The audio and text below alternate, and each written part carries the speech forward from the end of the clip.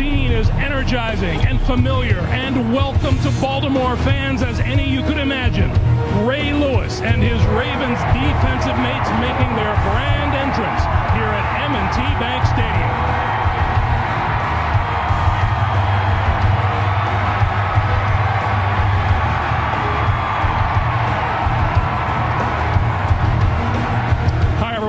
Welcome to Baltimore. Welcome to the AFC Divisional Playoffs here on CBS alongside Hall of Famer Dan Deerdorf. I'm Greg Gumbel. You know, circumstances beyond the control of any player or coach here today have made this as fierce and as heated a rivalry, Dan, as there is in football. It has something to do with the nickname of that Indianapolis team being the Colts, because the last time the Colts were in Baltimore for a playoff game, it was Christmas Eve of 1977, and they were the home team. Marshall Johnson returned that kickoff to give the Colts the lead. It didn't hold up. It was Kenny Stabler to Dave Casper for the win for the Raiders. But if you're over a certain age in Baltimore, you do not like the fact the Colts are gone. Now, last week's defensive performance against Kansas City notwithstanding, any discussion of the Indianapolis Colts has to begin with quarterback Peyton Manning. And he is the most visible figure in the National Football League, probably its most popular player. Why not, with all the commercials and his personality? But the pressure is squarely on his shoulders, a lot of it self-inflicted because of that playoff record of 4-6. His team has had to go on the road where they haven't fared very well, a lot of times in bad weather in New England.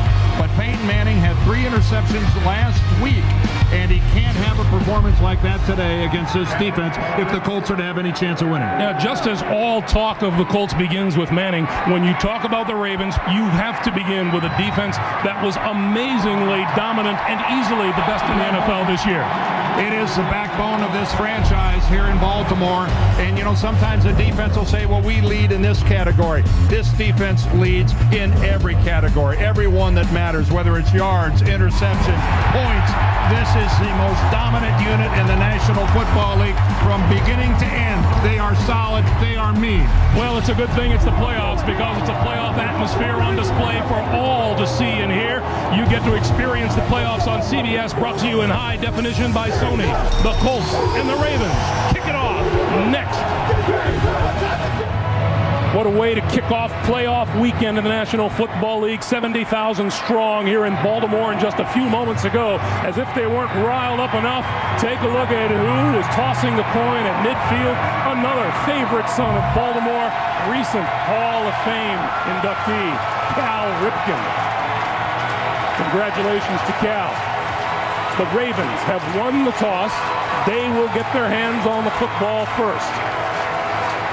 That's Corey Ross, number 40, the regular return man for the Ravens, with the season-ending injury to B.J. Sams, who was so outstanding for most of the regular season for Baltimore.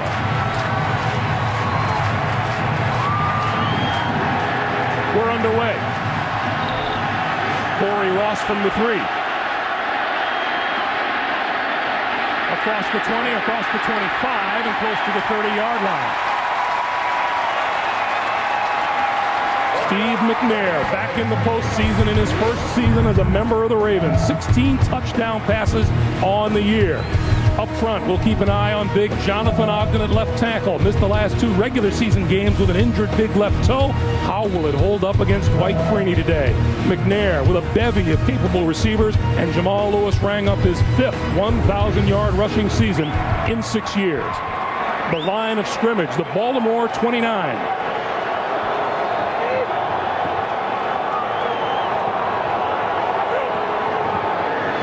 Jamal Lewis with the carry, and looks like back to the line of scrimmage, maybe a yard. That Indy defense that was so stellar last week against Kansas City. Dwight Freeney had 2 of the 4 sacks against the Chiefs. Rob Morris has been playing well. He's replaced Gilbert Gardner at outside linebacker alongside Brackett and Cato June. Spark plug safety Bob Sanders and rookie Antoine Bethea each had an interception last week.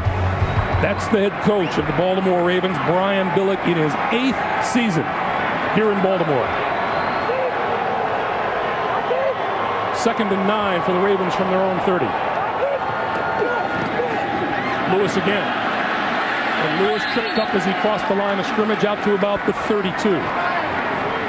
Well, Well, Tony Dungy wants to know what America wants to know. Which defensive team is going to show up today for the Colts? Is it going to be the team that was last in the National Football League in defending the run, giving up 173 yards a game? Or is it going to be the unit last week that held Larry Johnson to only 32 yards? There was no bigger question to ask the Colts, and everyone had a slightly different take on the subject. Well, every one of the defensive players said we're going to duplicate it today. Mike Anderson in the backfield for Baltimore on 3rd and 7. McNair over the middle, hit his man, comes up short of the first down. Mark Clayton pulled it in at about the 37-yard line, and right off the bat, the Colts force a 3-and-out. They force a 3-and-out, and that time a good, solid open field tackle by Bob Sanders. Their safety that missed a dozen games this year, whose comeback last week was so important in the way they played the Chiefs. He gets them off to a good start here this afternoon. That's Terrence Wilkins standing near his own 15-yard line for the kick from the rookie Sam Cook.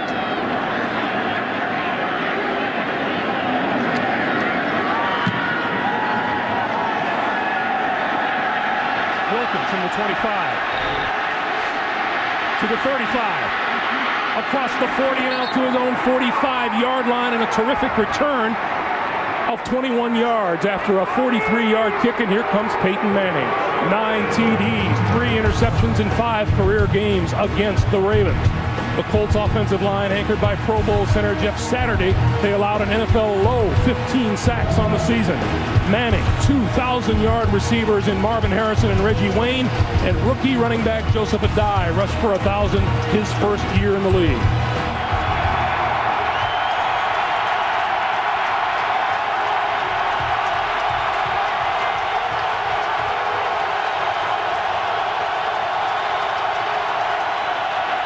Adai gets the carry, gets running room up the middle across midfield and into Baltimore territory. Bart Scott with the stop, and nothing better for Indianapolis than to get off to a fast start today. Well, and they'd love to get Joseph Adai doing exactly what he did last week, 122 yards against Kansas City, and a really positive way to start the game with 7 yards on first down to get him into Baltimore territory. On 2nd and 3, it's Adai again, and bullying his way to the 45.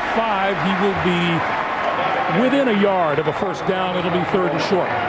What's really surprising, I think, is that the Colts find themselves, Greg, in this position, being below the radar, a decided underdog. Not very many people think they can win this football game. Most national pundits are saying, well, the Ravens are far superior. And Tony Dungy, what did he tell us about that? He said, you know what, I'd rather be the favorite, but we'll deal with being the underdog. Dan Klecko has reported in, and he's in the backfield in front of Adai and directly behind Manning on 3rd and short yardage. Klecko leading the blocking, and Adai follows him for a first down.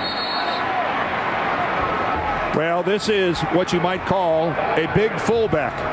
Klecko at 275, there he is 61, and he is a very adept lead blocker.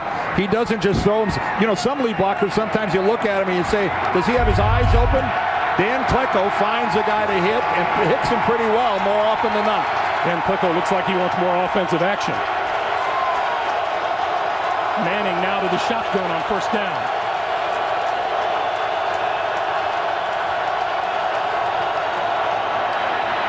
His first pass of the day to the far side, on the money to Reggie Wayne. Wayne out of bounds at the 25-yard line, and a first down for Indianapolis. Well, I think Samari Rolle, the corner to that side, knows he's going to have a really busy day. It's going to be Marvin Harrison on the other side with Chris McAllister, but this is the matchup to this side of the field. And look at the cushion being given to Reggie Wayne. Samari Rolle looking like he was expecting a lot of underneath help that wasn't there. From just inside the 25, first down, Adai tries the left side and plunges to about the 22. Ray Lewis in on the stop. Boy, does Ray Lewis get this crowd energized at the start of a game. Well, this scene, it's almost, this is such a wonderful job we have, but there's some times where I'd like to put my headset down and just go sit in the stands. To be a part of an atmosphere like this, it's playoff football, it's divisional weekend. It is so exciting. 2nd and 8.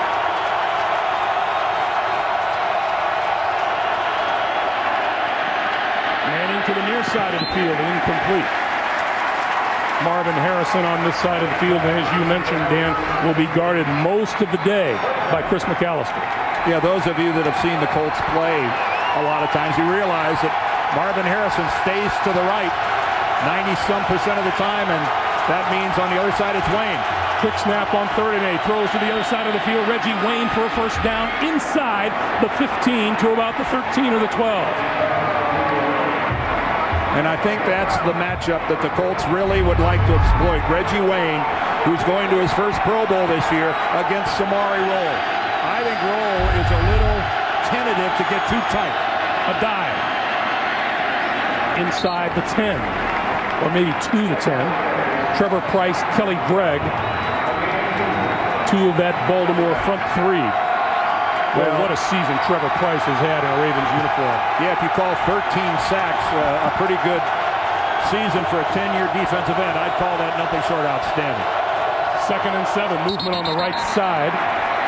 And you would mention Trevor Price. Our referee today is Bill Levy.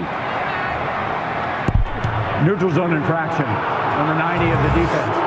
5-yard penalty, 2nd down. You saw that movement on the offensive line, but it wasn't until Trevor Price had already come across the football and got Ryan Deem to move.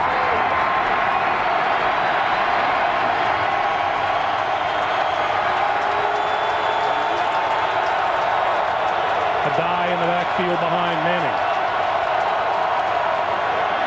Gets the handoff. And is met at about the 5-yard line. The rookie out of Oregon, Haloti Ngata, says hello to Joseph Adai. Colts are speeding it up. 3rd and 3, and again it's a dive. And again he's hit right before the line of scrimmage, this time Terrell Suggs. Well, Terrell Suggs, a guy that plays the run, plays the pass. He had 9.5 sacks this year. He comes in off the left side of the Colt formation, and Adai has no chance to get a positive gain out of that. But moving up there and snapping the ball quickly and not being at the line of scrimmage as long as they customarily do, something that Manning might do a lot this afternoon. Adam Vinatieri from 23 yards out.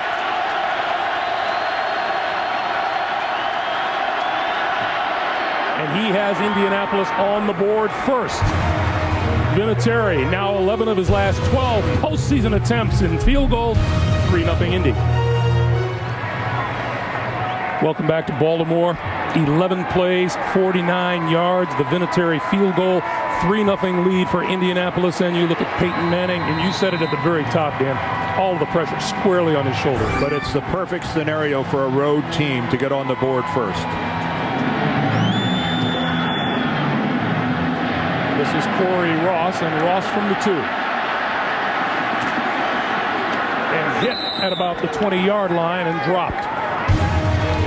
7:59 to play.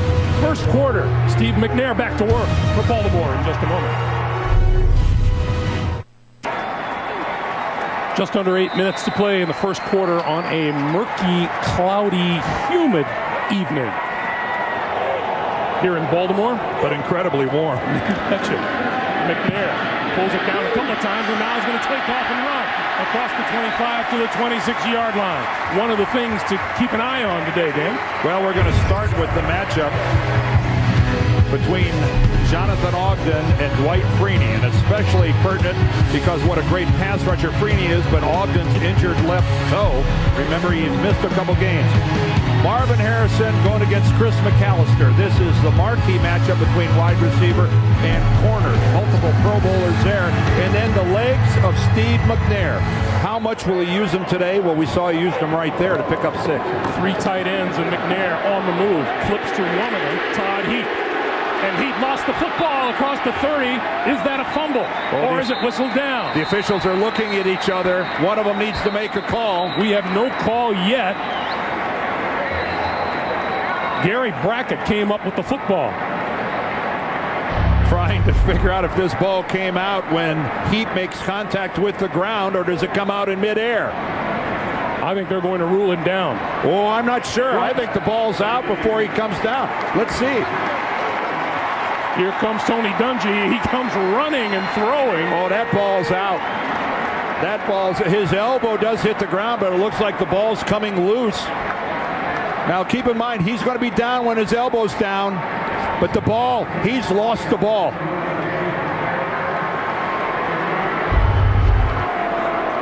So Tony Dungy came running up the sideline, throwing the challenge flag. As well he should have. Referee Bill Levy still talking and checking with upstairs while we give you another look. I think that it's pretty apparent that it is a fumble by Todd Heap. Nick Harper, watch how perfectly he puts his hat right on the football. Heap trying to get control right there. His elbow's down. You can see he's lost control of the football. I think Levy will overturn this and award the football to the Colts. Remember, it was not ruled a fumble on the field. After reviewing the play, the ball came loose before the runner's elbow hit the ground. There was a clear recovery by the Indianapolis player at the 31-yard line.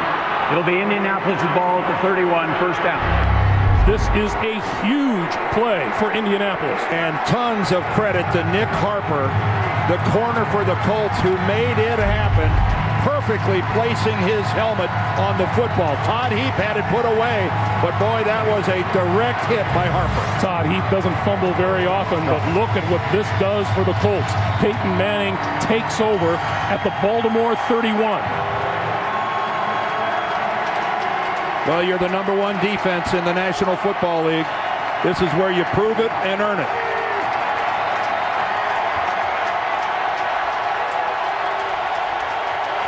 Joseph Adai behind Manning.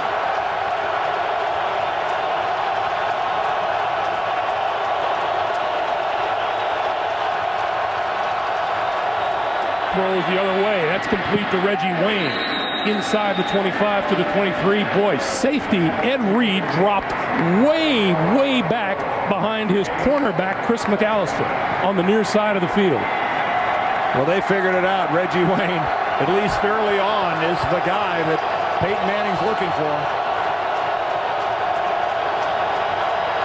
Adai escapes the first wave. The tackler's lost the football. Who came up with it?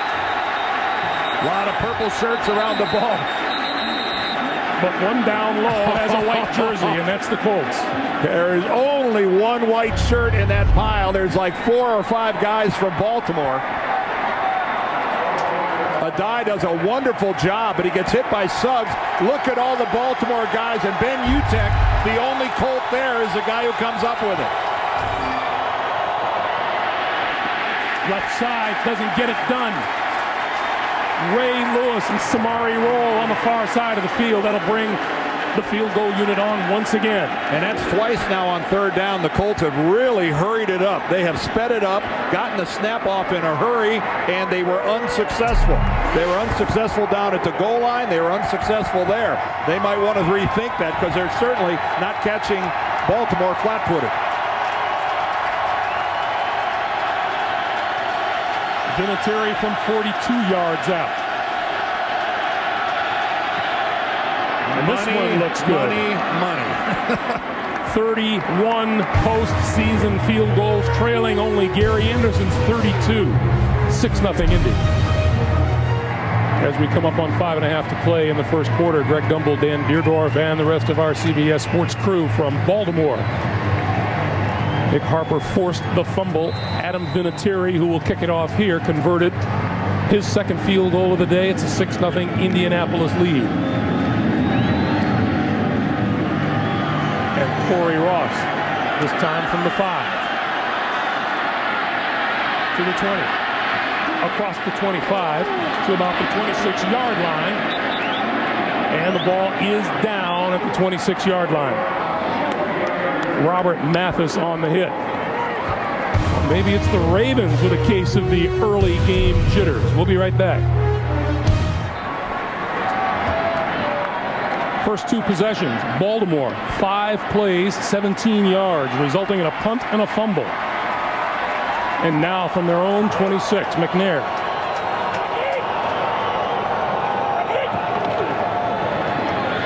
Will throw over the middle, has his man across the 40 to the 45 is Mark Clayton, and a first down for the Ravens.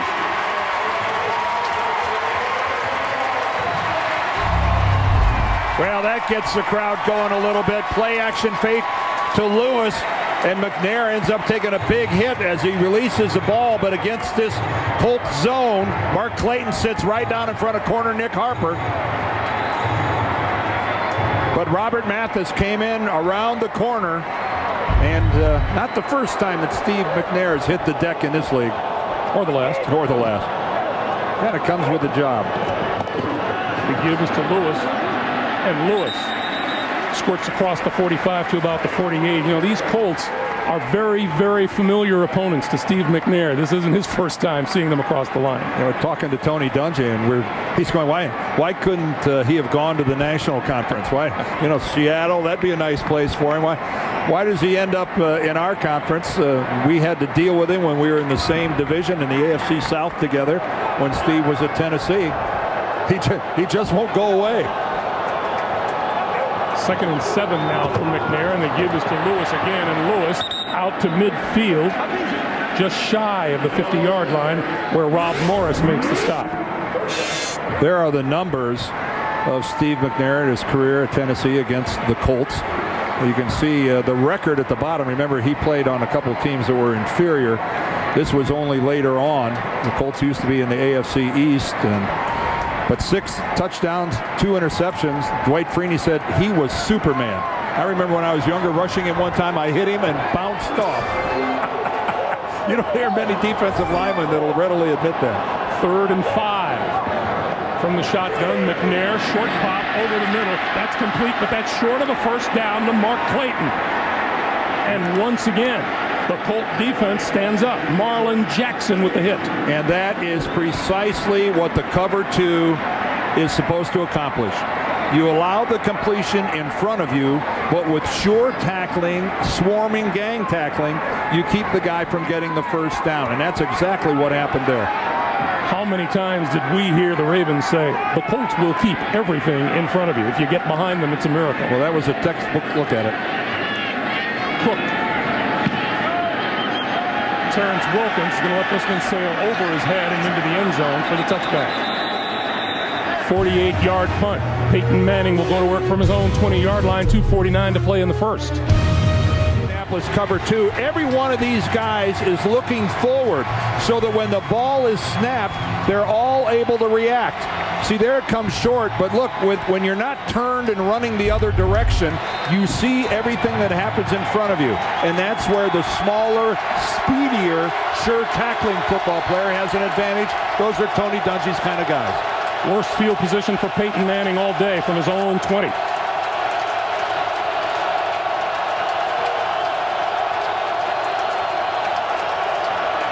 Play fake to a die over the middle. Dallas Clark incomplete. Did that bounce or intercepted? It is incomplete. Ed Reed made the dive for it. Short hopped it off the turf. But you know, did you see Dallas Thomas being the guy that was running with Dallas Clark? That's what's spectacular. A 270-pound linebacker. That's the versatility of this Ravens defense. Guy's got 11 sacks, and there he is covering a guy 35 pounds lighter, 30 yards downfield. 2nd and 10, a dive. Not much there. Now, we were talking with Peyton Manning last night about how you go about converting 3rd downs. And he says you convert 3rd downs by being efficient on 1st and 2nd down. Here they go quickly again. 3rd and 9. Pulls it down, going deep. That is overthrown, incomplete, and the penalty marker is down as Reggie Wayne hit the turf. Samari Rolle was guarding him. Let's see what the call is. Well, the minute Peyton Manning spotted single coverage, he launched.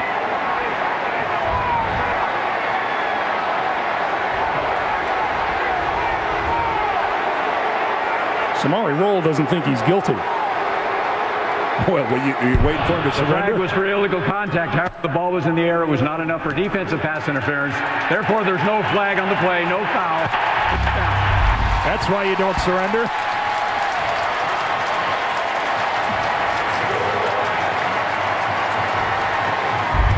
Well, you heard Bill Levy's explanation.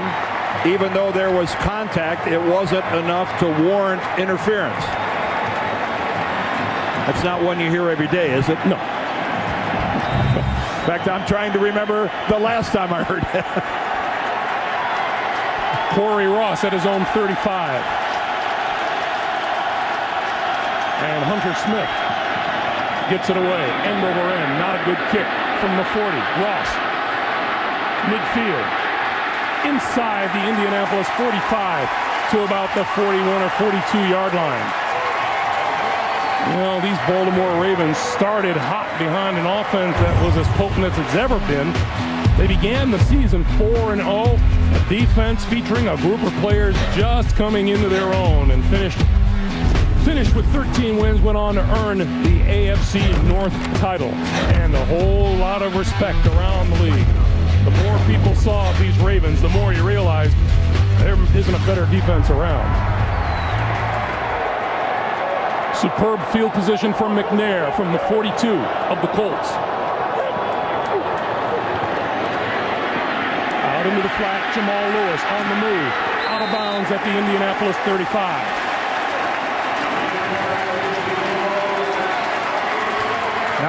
Not something that Jamal Lewis did an awful lot of during the season. He only had 18 receptions during the regular season. This is a nice change of pace.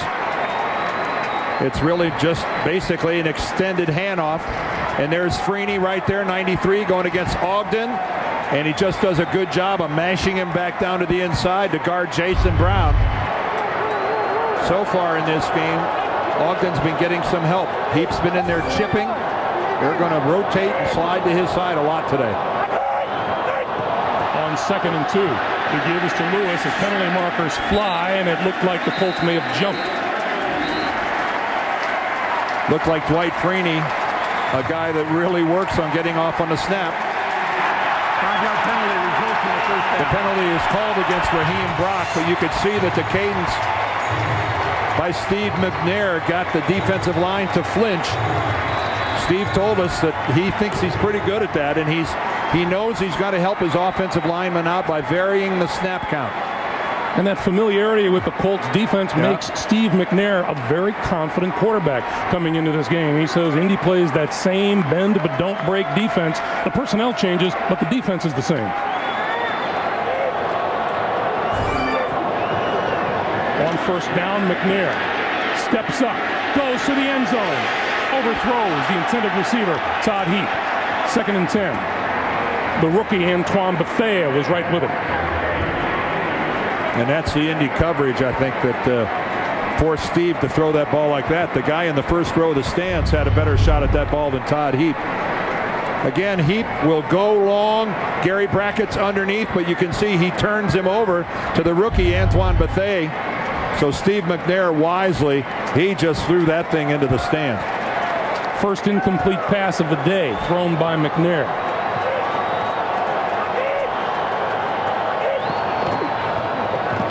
This is Lewis to the 25. And we were in the final minute of play in the first quarter. Well, finally the Ravens are getting to play football on the Indianapolis side of the field. It's been the Colts up to now that have really been enjoying the good field position, and yet they only have 2 field goals. At the last minute, Baltimore's defense stiffened, but finally the Ravens are getting to look what the real estate looks like at this end of the field. Pretty much the same, except the numbers go in the other direction. Yeah, but it's a lot nicer. This is the downhill side of the field. On 3rd and 5, McNair on the move, throws, and that's complete, but that's going to be short of a first down. Well, Robert Mathis didn't cooperate. Instead of getting sucked down to the inside on the run fake, he headed upfield, and he was right in McNair's face. And time will run down on the first quarter before they get this field goal attempt off. We come to the end of the first. It's a 6-0 Indianapolis lead. Baltimore field goal attempt upcoming after this. Hey, today MetLife is navigating the cloudy skies above Baltimore to provide aerial coverage of the playoff game below. Look to the skies for the MetLife blimps and plane as they team up with CBS this year. That's the punter, Sam Cook, holding. for Matt Stover. Holders have come into an all-new attention area this year, especially of late. The hold is good. The kick is good.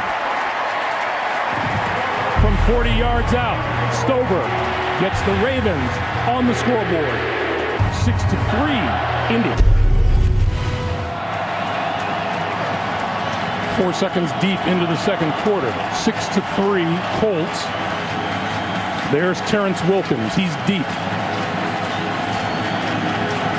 And Matt Stover getting set to kick it away. And the crowd, with 3 Ravens points on the board, a little livelier than they were a couple of minutes ago. Wilkins on the run at the 11. And is stopped short of the 30-yard line.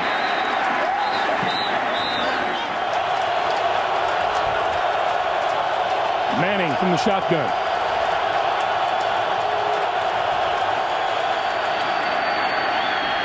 With time, throws away on the far side of the field, overthrew Dallas Clark intentionally. Number 21, Chris McAllister, was there. A good job by the Colts of handling the blitz. Coming right up the middle is Bart Scott, number 57. Jeff Saturday in the middle does a really nice job of picking him up and riding him on by. This Colts team knows that this Ravens defense will come at them from every conceivable direction. Manning, 1 out of his last 4, throwing the ball. I mean, there's Kelly Gregg, the nose tackle, 97. He's walking around like a linebacker.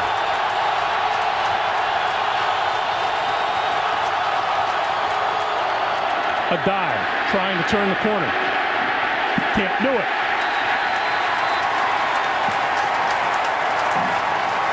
Well, that's what the Ravens do defensively. They flow to the football, they run so well, but they give you confusing looks at the beginning. You're not sure what you're looking at. It's really hard to identify the right people to block. And a lot of times somebody ends up unblocked. Intercepted at the 45-yard line of the Ravens. The human ball magnet, Ed Reed.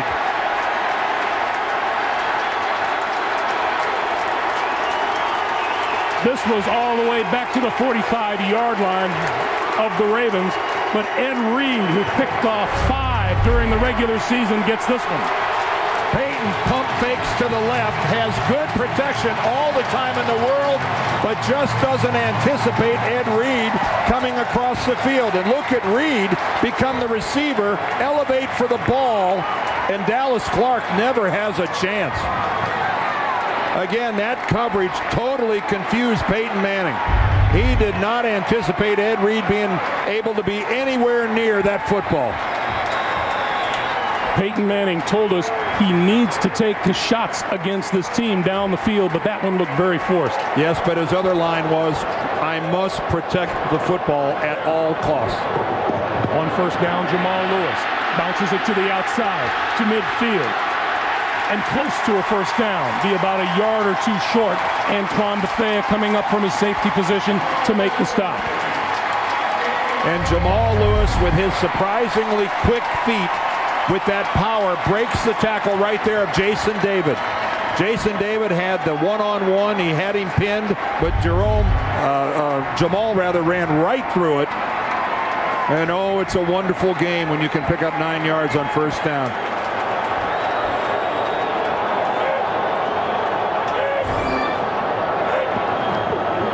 This time the first back through is Obi Mahaley, and that's a first down to the 43 of the Colts. Boy, you talked about a magnet for the football. Every guy in that starting secondary. Well, it's not every defensive team in the league that has 2 defensive MVPs on their roster. Ray Lewis won it twice. Ed Reed won it back in 2004. And then their young talent. And this is a defensive football team that just has no weakness anywhere. I don't know where you would think to start thinking you're going to exploit something. McNair gives to Lewis, and Lewis finds running room. Still on his feet, inside the 30, to the 25 before he's knocked out of bounds. And there go those feet again. That time Bob Sanders had a shot at him in the open field. And Jamal Lewis with those light feet of his, kind of like Jerome Bettis when he was younger. But Sanders is going to come in, number 21 here from the left. Right there. Totally misjudges. And then the leg drive. Bob Sanders normally would make that tackle. But the big man shiftier than you might think. Bob Sanders did say that's Lewis's most outstanding feature, the quick feet. 27 yards on his last 2 carries for Jamal Lewis on first down. This is Mike Anderson. And Anderson to about the 22, maybe the 23-yard line. Clock continues to move, 11:55 to play in the first half. Talking to the coaches upstairs, studying the photos of the Ravens defense. Peyton told us, these guys, he goes, you got to understand something. Terrell Suggs might be up in the booth talking to you guys, and the next thing I know, he's rushing off the edge. They line up in such unconventional places.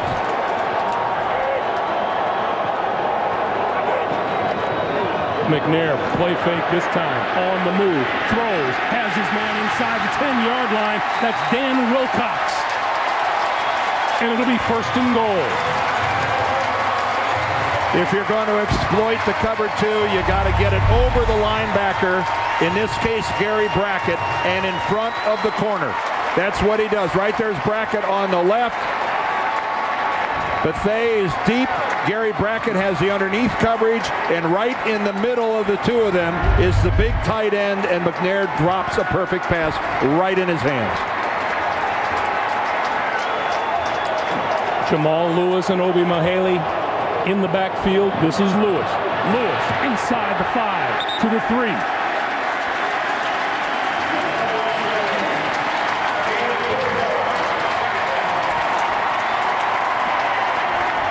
Talked about how hungry Steve McNair is for a chance to get back to the Super Bowl. He says there isn't a day that goes by then he doesn't remember that he came up a yard short. It's a fond memory in St. Louis, a pretty bitter memory in Nashville, and a memory that Steve McNair will take to the grave.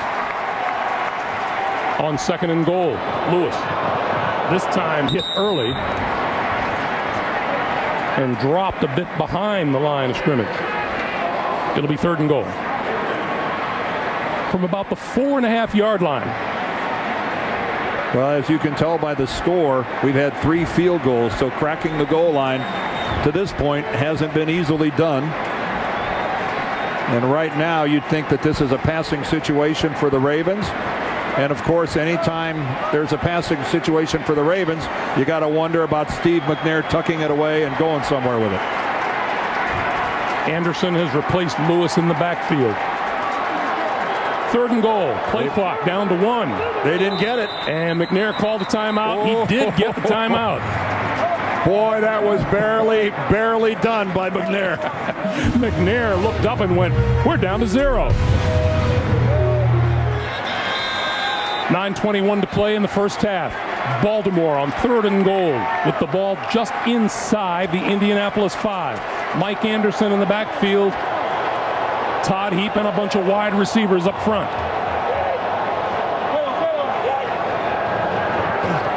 McNair with time, throws a quick one, and that's intercepted at the goal line. Antoine Bethea, the rookie. Well, Steve really tried to jam it in to Todd Heap. And that's really what's going to happen right here. He's dialed in on Heap all the way, never looks at anybody else. He saw that he had Cato June beat, but he doesn't see coming from the other side Bethea, and Bethea and June have one big collision.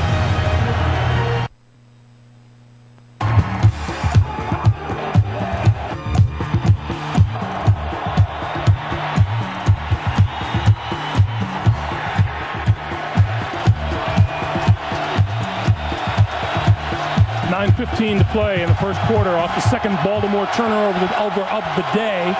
Peyton Manning starts from his own 1. Dominique Rhodes in the backfield gets the handoff and may have gained a yard. What a collision at the goal line on the interception between a couple of Colt teammates. Listen up. Cato June, lower right-hand part of your screen, reverses field, and he and the rookie have a head-on, and Cato June was seeing stars. 33 is Rhodes, still in the Indy backfield. On 2nd and 9, it's Rhodes again, and Rhodes out to the 3 before Ray Lewis meets him there. And a couple conservative calls on 1st and 2nd down by the Colts. Ray Lewis fighting off the block of Tariq Glenn.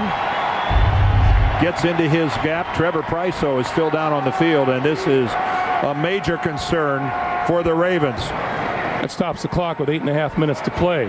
Steve McNair on the side, Trevor Price on the ground. Trevor Price was able to walk off the field under his own power, standing on the sideline now. He's been replaced by Jarrett Johnston, number 95. Manning has to be awfully careful here from his own 4 on 3rd and 7.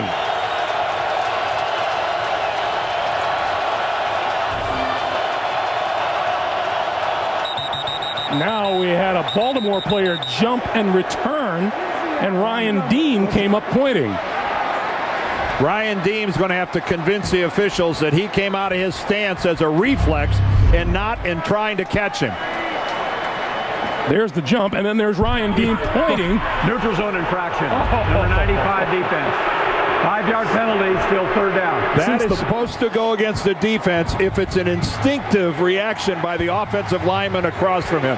Ryan Deem walked a mighty fine line right there and got away with it. Considering the ball still hasn't been snapped, Ryan Deem was awfully lucky to get that call.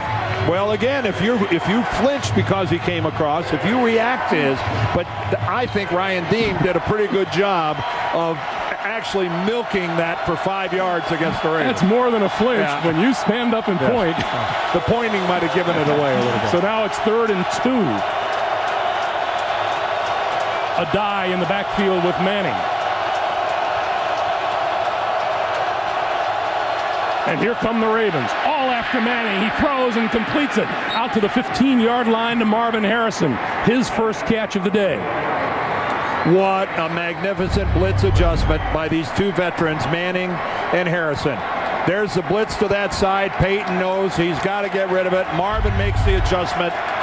Corey Ivy was there, but McAllister really very little chance to defend that. So a little more working room for Manning now from the 15-yard line, and he's back under center.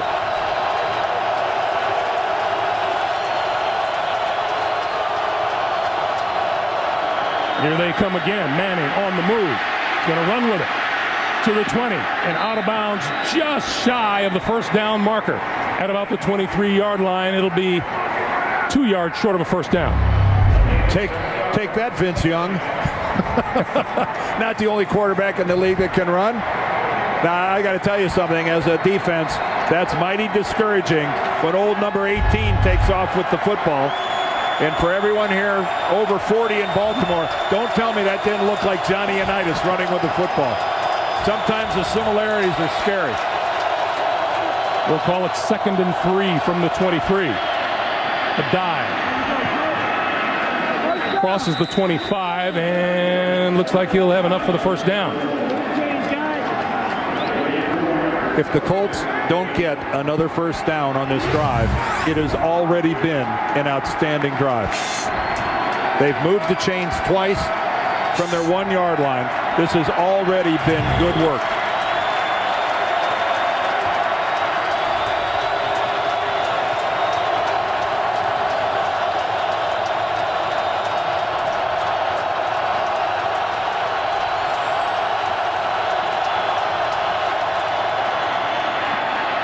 Manning dances out of the way of Adalys Thomas down the middle, almost intercepted by Chris McAllister. Well, he had it, except Ray Lewis hits him and knocks the ball away.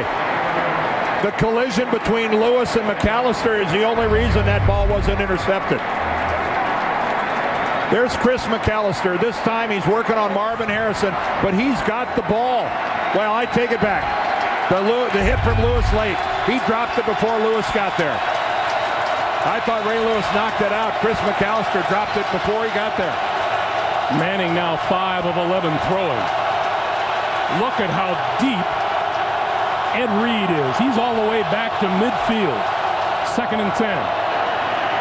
A dive to the 30.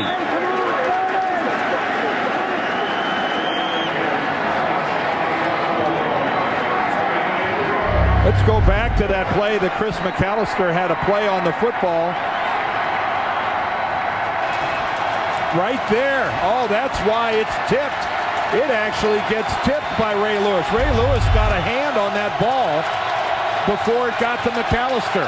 Because McAllister, one of the more sure-handed corners in the game, that explains why he didn't get the pick. Manning needs the 37-yard line for a first down.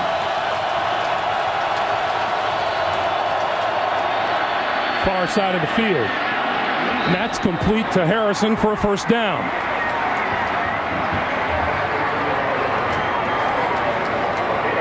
Again, the magic between 88 and 18. Now this is Chris McAllister. He's got man coverage, but he's really playing the deep ball. He turns his shoulders and runs, and from that position, tough to react. Little flea flicker. Manning throws it away. That wasn't going to work, and Manning was under pressure. Thought he threw it away. He didn't. Holy smokes. Down on the field is Bart Scott. Peyton Manning may not be Michael Vick, but boy, does this guy have pocket presence and the ability to evade trouble, because right there, you'd think that's a sack. He only moves about 3 yards laterally to the right, but look how nimbly he does it. Right there, he sees he's in trouble with Bart Scott coming right up the middle, and he's able to get away, and not just get away, but deliver a softball to Marvin Harrison. Boy, that's my mistake. I thought he was throwing it out of bounds, and all of a sudden, there's Marvin all by himself on the sideline, and meanwhile, Bart Scott's still on his back on the field. Well, we've already had several turnovers in this game, and we're still in the second quarter. Todd Heap, after this great hit right there by Nick Harper, he fumbles the ball. Then Peyton throws an interception to Ed Reed, and then Steve McNair returns the favor as he throws one to the rookie Antoine Bethea. And kind of interesting, the 3 turnovers have been at the hands of 3 of the real marquee players in this football game. Manning, McNair, and Heap. Well, Bart Scott is walking off the field, and he'll be replaced by Dennis Haley. Under Brian Billick, when Baltimore is +2 or better in the turnover department, the Ravens are 41-0. Well, you're certainly going to have a huge majority of wins when you're up 2 in the turnover department. To have never lost one is pretty fortunate. I think that's indicative of what kind of defense that's been played here lately. First down from the 38, 10th play of this drive. Manning throws it low and caught by Joseph Adai. It'd be about a 2-yard pickup. It wasn't good for much, but what a job of Adai going down and digging out what's really not a very good pass. Peyton really nosedives that ball. Boy, that is special by Adai.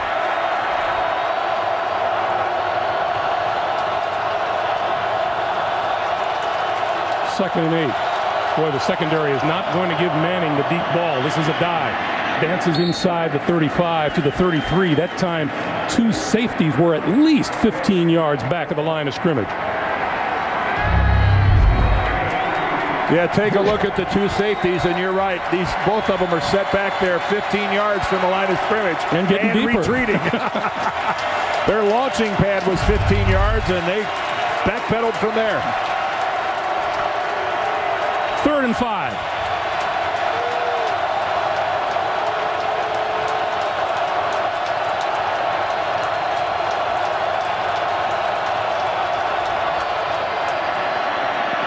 Manning steps up, rolls, throws down the sideline, incomplete.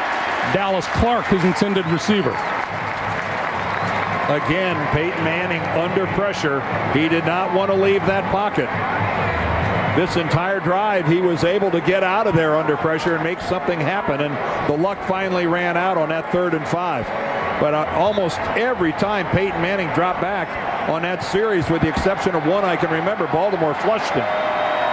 Now, mentioned this before, Adam Vinatieri is within one of tying Gary Anderson for most postseason field goals.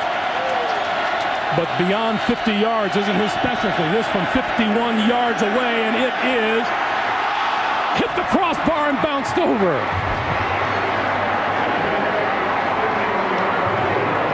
This would not have been good from 51 yards and 3 inches. To say that this made it by the hair of his chinny chin would be the understatement of the year. It's going to land softly right on the crossbar and just nudge over.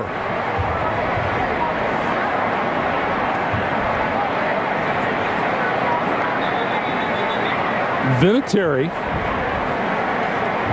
Stuff like this just happens for him.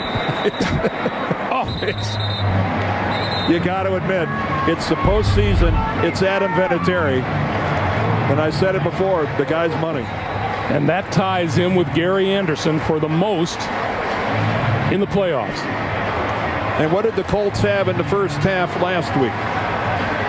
3 Adam Vinatieri field goals.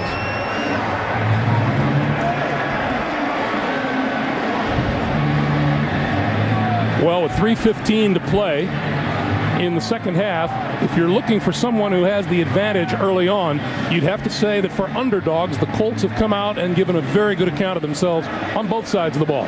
You got that right. They sure have. That drive right there, starting at your own 1-yard line, that's special, and that bruises the ego of a defense, especially as proud a unit as this group here in Baltimore. That hurts a little bit. Corey Ross is deep. Corey Ross from the 5 to the 20, and not much beyond that to about the 22-yard line. McNair on first down, throws to the far side of the field, and that's complete, and then hit almost immediately as Obi Mihaly out of the backfield. Meanwhile, Ray Lewis getting looked at by the staff on the bench.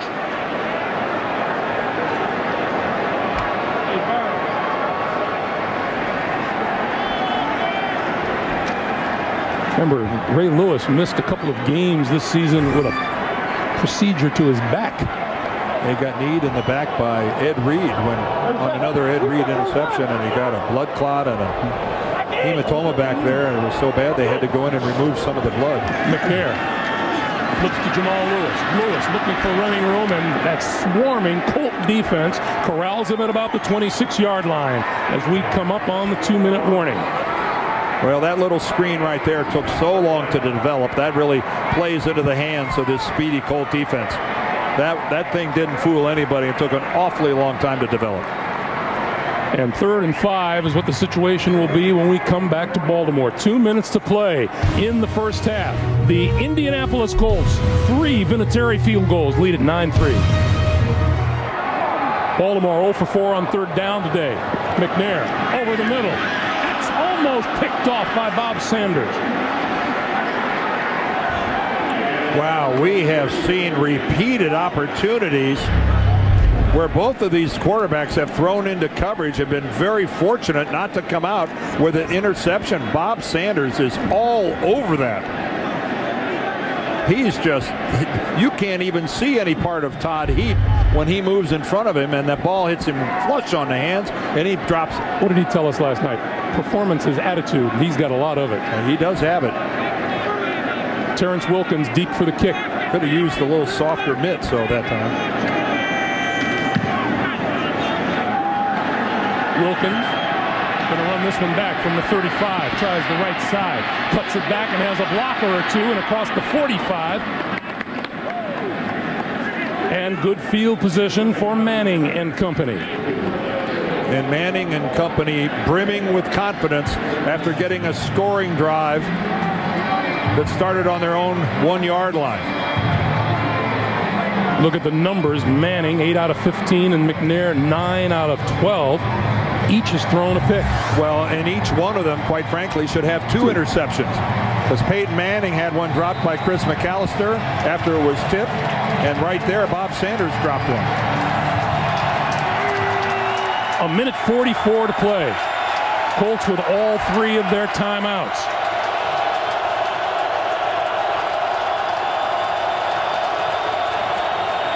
A dive to the 49.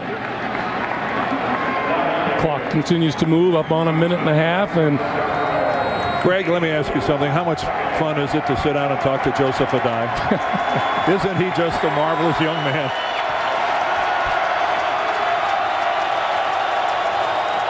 It's his first playoff game of any kind at any level, he said. Manning, incomplete.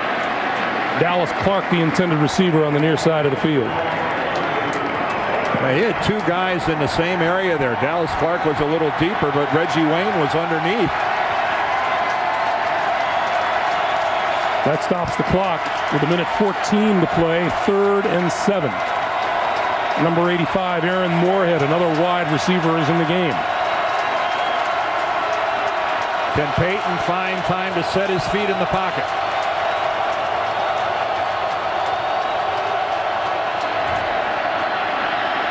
Manning steps up, gonna go deep. Moorhead, wide open. Did he pull it in? Did he have possession? At the 10-yard line. We're going to have a conference. The 2 officials, the 2 linesmen are talking about it. They're waving it off. Ruling on the field is an incomplete pass. And it's a terrific call because he's bobbling it as he goes out of bounds. Not very often will you ever see a better catch that didn't count than that catch by Moorhead. Look at that.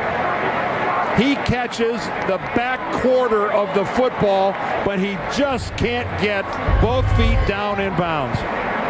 And whoa, was he wide open. That is a dream shot you want to get as a quarterback, and Peyton Manning threw it just a skosh too far.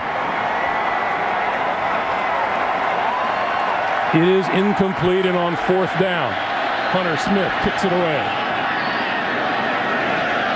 Corey Ross is going to let it bounce inside the 5 and now into the end zone for the touchback. 57 seconds to play. Now, Peyton Manning told us any number of times last night that punting is not a bad thing, but as we move on into the second half, he may like to have that one back. Yeah, he's not thinking about the punt right there. He's thinking, I can't believe I had a guy that wide open and we didn't get something out of it. Again, what a catch by Aaron Moorhead. That'll never show up anywhere in a statistic, but wow. He did everything he could do to make that happen. Mike Anderson and Obi Mahaley in the backfield, and this is Anderson. Anderson bounces off one tackler, gets it across the 25 to the 27-yard line. Clock moves up on 45 seconds to play. And I think you get the feeling here the Ravens are in no hurry to do anything, and the crowd's not going to like this.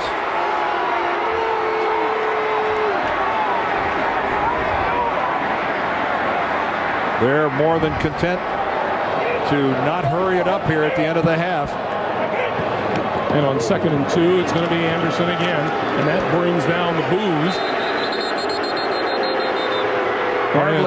Hardly aggressive play calling. It's not like you got a rookie at quarterback. But I think maybe the confidence is a little bit rattled.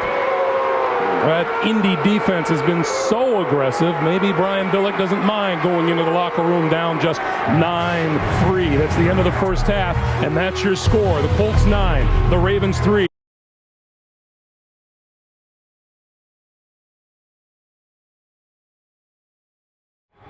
Well, Welcome back to Baltimore, M&T Bank Stadium, everyone, along with Dan Deerdorf, Greg Gumbel. 9-3 Colts, a fairly even football game, but if you're the Baltimore Ravens, you don't expect that. You should have a distinct advantage in this one. Well, you know, when the visitor comes in, you know the coaches tell them, we got to withstand that initial rush of energy that's going to come from the home team. They might get up early. Well, that didn't happen. It was the Colts who got up early. The Colts scored first, and it's really the Colts that have had the more impressive half. This game brought to you on CBS in high def. The Indianapolis Colts will get the ball first. And in the locker room, Dan, what do you think the prevailing attitudes were? Well, you know, I think the advice, I hope they were listening to the guys on the set back in New York, because I thought they had some good advice. If you're Baltimore, you keep running Jamal Lewis because he is finding some gaps. And defensively, I think you just don't let Peyton get comfortable. He hasn't been comfortable. Don't let him start now. Terrence Wilkins left the ball behind at the 5-yard line and only able to advance to about the 16 or 17-yard line. Told you that the numbers were fairly even in the first half. 2 turnovers by the Ravens, resulting in 6 points for the Colts, and that's the difference. And anytime you hold the Colts to 117 yards of offense in the half, you're very pleased. For the Ravens, they look at that third down conversion, 0 for 5. You can't win football games without converting third downs, not without some sort of fluke. Pretty balanced offense by the Colts. 17 runs, 17 throws. As he did the first half, Joseph Adai starts at running back in the second half. Manning over the middle to Adai. Adai fights his way to about the 24-yard line. It'll be a couple yards short of a first down, but good production on first down. Bart Scott made the stop, 2nd and 2. Peyton Manning will put the P in patience, because this is a guy, as much as he loves to go deep, he will always check down and take that 5, 6, 7-yard play if it's there. Without fail, he'll do it.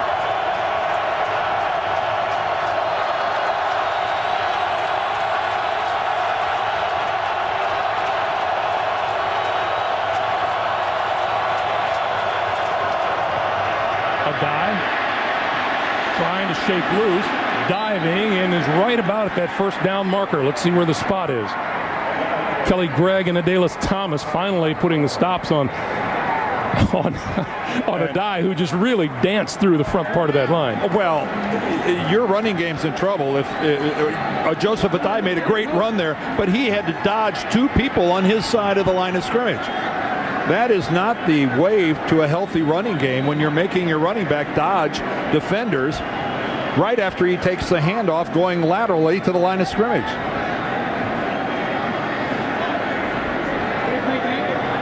He's a little bit short. Well, he's only through a great effort did he get that close. Take a look at this. There's one. There's another one. There's another one. And Joseph Adai, that is one sensational effort to run for about 1 yard and 3/4. Reminds you of those outstanding Barry Sanders runs. Really?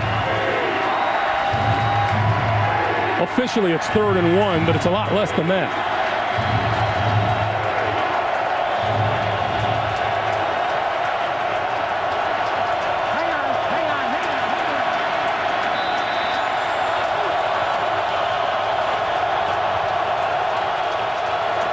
That's Reggie Wayne in motion.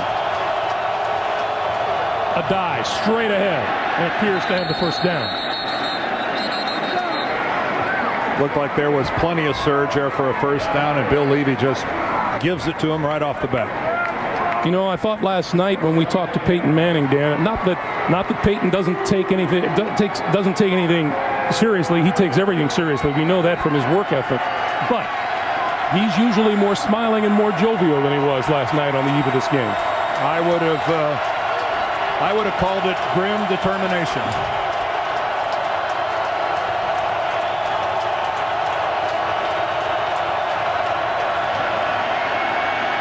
Manning to Adai out of the backfield. Adai with a first down out near the 40-yard line, out of bounds at exactly the Colt 40.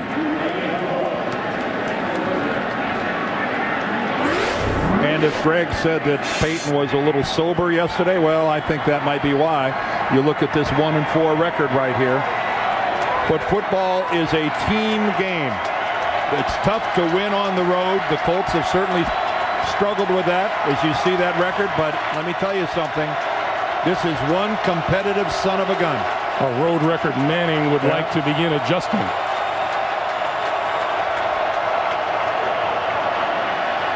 Manning over the middle for Dallas Clark. Inside the Baltimore 35, clocked by Ed Reed, but another Colt first down. And with a Dallas Thomas right in his face, Peyton was able to throw a perfect ball. Now this is a tight end, but he's really become their slot receiver. And what a shot he takes from Reed. But look how that ball laid right on his palms. And Reed was 2 steps away, which meant Clark was able to secure it before he took the big shot. This is a dive. And a dive just inside the 30. You know, Dallas Clark, going back to him for a second, Dan, is a guy who is very, very happy to be playing because he thought he was finished at one point in the season. Yesterday when we met with the Colts, I said, Dallas, did you think it was over when you hurt your knee? And he said, I sure did. Well, first of all, they told me that my ACL was torn, said he couldn't find it. And then the next day I get some decent news. A week later I get some really good news. And the bottom line is Dallas Clark is a quick healer. On 2nd and 6. Manning throws and in and out of the hands of Clark at the 20-yard line.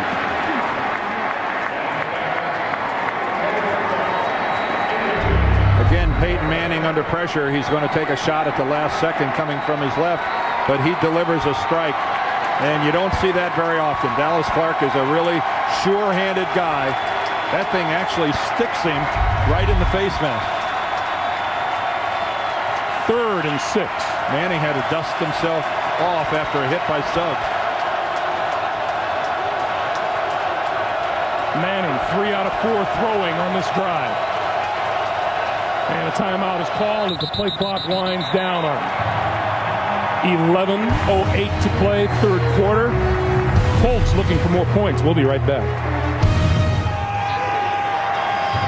Playoff football in January normally means having to deal with the elements as well as an adversary, and that is not happening here. We had a little rain, but it is plain old balmy. 3rd and 6. Manning from the shotgun.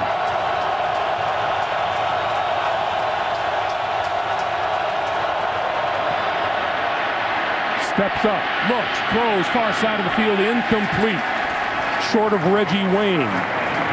And that will bring Vinatieri on again. Well, Peyton, again, by moving around, able to buy himself a little extra time. And it looked to me that Reggie Wayne didn't get on the same page as Peyton Manning as to where he should have been. I think Manning was expecting Wayne to break off his pattern and come back to him. Wayne kept going down the field. Vinatieri has connected from 51, just barely. This is from 48. On its way, looks good. And Vinatieri, what'd you say before, Dan? Money. Ching. Money. And a 12-3 Indianapolis lead. 10:57 to play, 3rd quarter. Marvin Harrison, number 88. 3 catches today for 38 yards. Has not been Peyton Manning's primary target so far. Reggie Wayne has caught 4. There's Corey Ross back at his goal line for the kick. Coming from Vinatieri. His 4 field goals have the Colts up 12-3. His kick is short. Ross on the run at the 13. To the 30 and out to about the 34-yard line.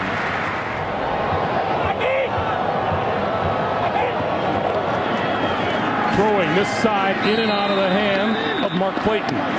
2nd and 10. Jason David applying the hit. And again, this Colts secondary more often than not has really been there with a quick hit on the Baltimore receivers. Let's face it, the overriding question on this football game coming in was, can the Indianapolis Colts do on defense today what they did a week ago against Kansas City? Well, so far they have. Although it's Not quite the throttling they laid on Kansas City in the first half, but it's been impressive. McNair pulls it down, sideline pass. This time Clayton holds on and is out of bounds in Colt territory at the 47.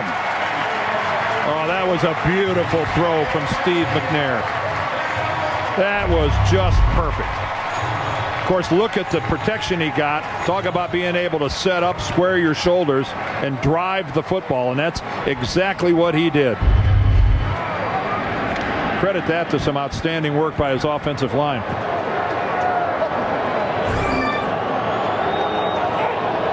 In Indy territory, first down. McNair to throw again. Far side of the field, incomplete, and that was intended for Derek Mason. It'll be 2nd and 10. Steve McNair has had such a presence since his arrival here in Baltimore. Jonathan Ogden said something. He said, "We believe because Steve believes." The day he got here, I'm not sure any player arriving in a city could have had the effect that Steve McNair had when he walked into this locker room. The confidence infusion that he gave every member of this Ravens team. Well, Derek Mason, his history with him, he said they asked me about Steve McNair, what kind of player and person he is. McNair still with the ball, with time. Out of the backfield, there's a marker down. It's Mahaley. Mahaley inside the 45, and now let's check the flag. Well, it's dropped right in the middle of all the Ravens offensive linemen. Illegal use of the hands to the face. Number 60 offense. 10-yard penalty. Repeat 2nd down. Left guard Jason Brown, the 2nd-year guard out of North Carolina.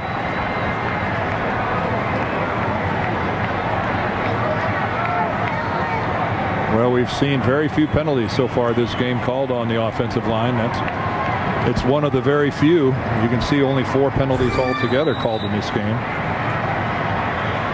Been a pretty clean affair to this point. You know, you talk about how few times Peyton Manning gets sacked. That offensive line of the Colts allowed just 15 sacks this year. Baltimore's line allowed 17. That's a franchise record. 2nd and 20.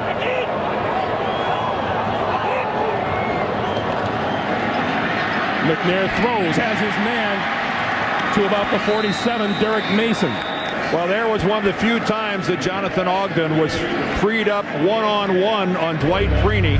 And take a look at this. Freeney's going to try to really power him. Right there, he goes right into his chest, and Ogden says, "No, let's try that on another time." Dwight Freeney, that time, instead of trying to go around Ogden, decided he was going to try to power rush him, putting his helmet right in his sternum, and I say the J.O. was up to it. You specifically asked Freeney about bull rushing a man who's got a bad left foot. That's what you got to try to do, see if he's got the strength to push off of it. McNair running out of time, throws, and that's complete. Mark Clayton. Clayton close to the 40-yard line. That's about 5 yards short of a first down. And Sam Cook, the rookie punter, now he's coming back off the field, and the offense is staying on. Yeah, given the field position here, if you punt, you're not going to pick up that many yards. And now we get a whistle and a timeout called by the Colts. Wow, that's their 2nd timeout of this half.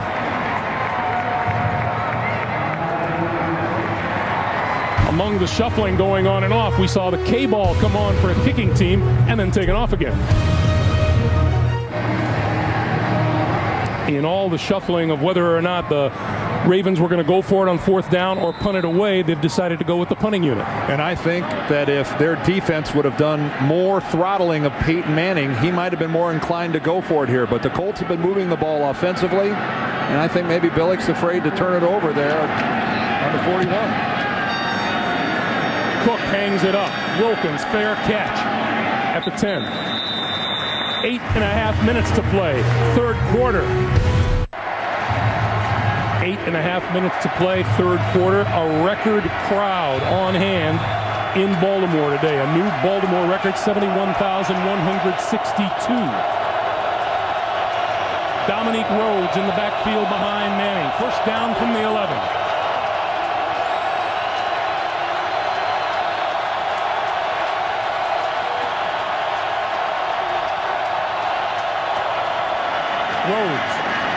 fresh legs, breaks through, 25, 30, out across the 35-yard line and a first down. Just like he did last week against the Chiefs, Dominique Rhodes breaks a big run that buys the Colts some field position. Take a look at the blocking by the Colts offensive line off right guard. That was sensational. Rhodes isn't even touched until he's about a dozen yards downfield. 72 rushing yards for the Colts today. The Ravens defense gives up 76 on the average.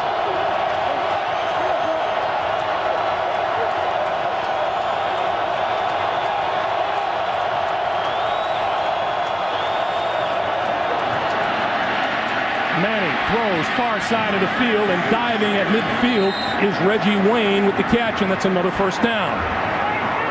I know that Brian Billick and the Ravens thought they had a field position opportunity at the start of this drive. If they could get a 3 and out, they were going to give their offense great field position, and now the Colts have busted out all the way to midfield. What a really fine catch that was right there. But this is disheartening to Baltimore.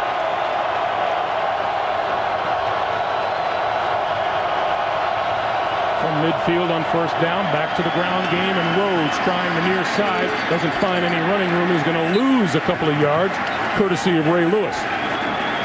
I know the stretch play is a staple of this offense of the Colts. Tom Moore loves it. They've run it.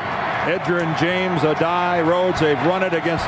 They're not going to run it too much. They're not going to get a lot of success against this Ravens team. This team flows too well. There's just no place to turn up for these Colts running backs when they're going laterally and parallel to the line.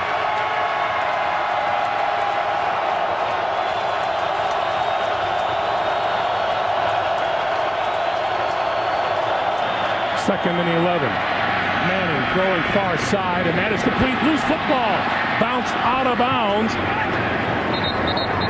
Marvin Harrison had it and fumbled it out of bounds. Marvin actually picked a couple yards up with the fumble.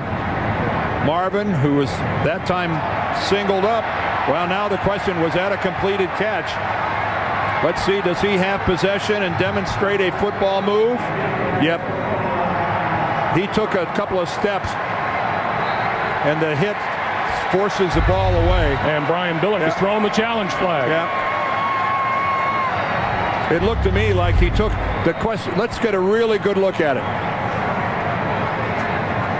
See, I think he's taken a couple steps. Ruling on the field that it was a catch. I think he took a couple of steps firmly in control of the football, and then it got knocked away by Ivy. 6:09 to play, third quarter. We'll get the decision after this. Ruled a catch and a fumble on the field. Let's see what Bill Levy has to say. After reviewing the play, the receiver controlled the ball, got 2 feet down before the ball was knocked out. The ruling on the field stands, completed catch. Baltimore will be charged their first timeout. So Baltimore down to 2 timeouts now. One of the rare situations where Marvin Harrison actually lined up left of the football. He was in the left slot, and he did control the football. It was a good job of Corey Ivy of stripping it and knocking it away, but it came after Marvin had established the catch. And this is now a third down. Manning needs the 40-yard line for a first down.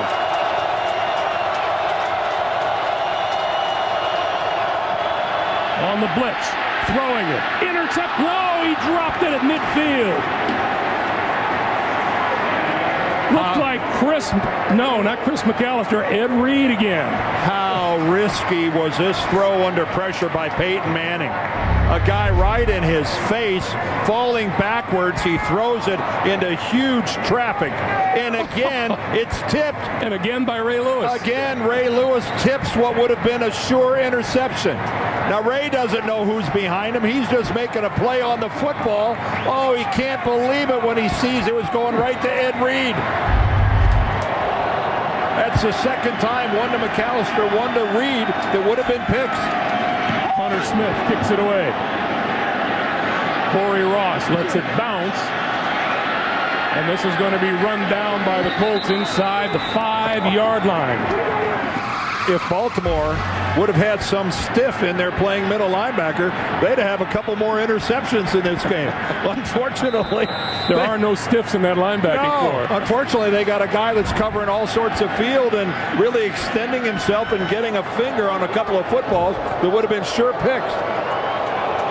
So let's see what McNair and the Ravens can do to duplicate what Manning and the Colts did and get out from the shadow of their own goalpost.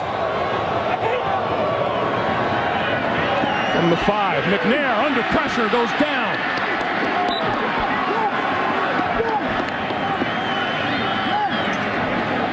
Number 91, Josh Thomas.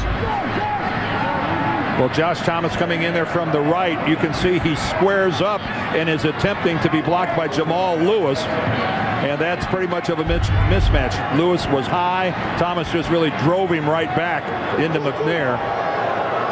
McNair had a streak of 194 straight dropbacks without a sack. Second longest in the league since 1991 until that play.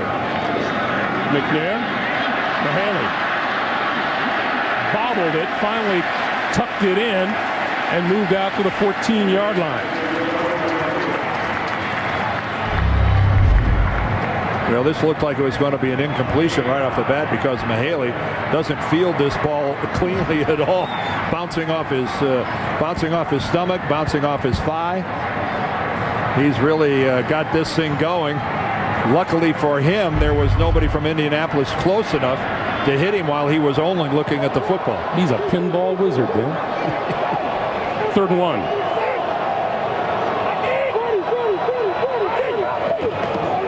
Give is to Mahaley, and Mahaley across the 15 to the 17 and a first down.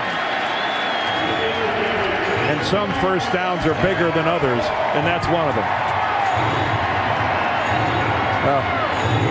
They needed that desperately because they have not exactly been converting every 3rd down that's been in front of them, as in like none of them before that. Their first 3rd down conversion comes with just over 4 minutes remaining in the 3rd quarter.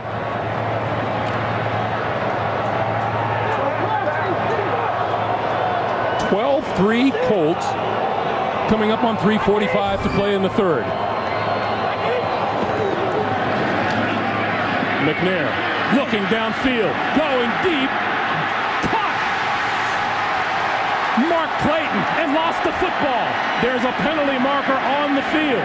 They did not rule him down on the field. Coming back up the side and now back to Bob Sanders. Sanders on the far side of the field to the 30 and out of bounds at the 25. Keep in mind there is a penalty marker down before the pass was ever completed. And it looks like it's going to be against Indianapolis. Prior to the pass, illegal contact, number 42 defense. 5-yard penalty, automatic first down. All of that for naught as far as Tony Dungy is concerned. Jason David, the Indianapolis player, flagged for the illegal contact. Here's the conclusion of the play. You could see the flag was already on the field, and the ball came out before Clayton went down, but didn't matter at all. The flag was thrown 20 yards upfield, well before that. So that'll give another automatic first down to the Ravens. That was a lot of action for a 5-yard pickup, wasn't it? Well, it was an awful lot of energy expended by the Colts defensively in running that ball around. I might be tempted to take a shot here if I was Steve McNair while a couple of these guys are still breathing deeply. First down, Baltimore from the Ravens 22. Straight ahead, running room, Jamal Lewis to the 30. Here at the bottom of the screen, this is Jason David down here, right here. This is going to be that way beyond. That's a hit right there.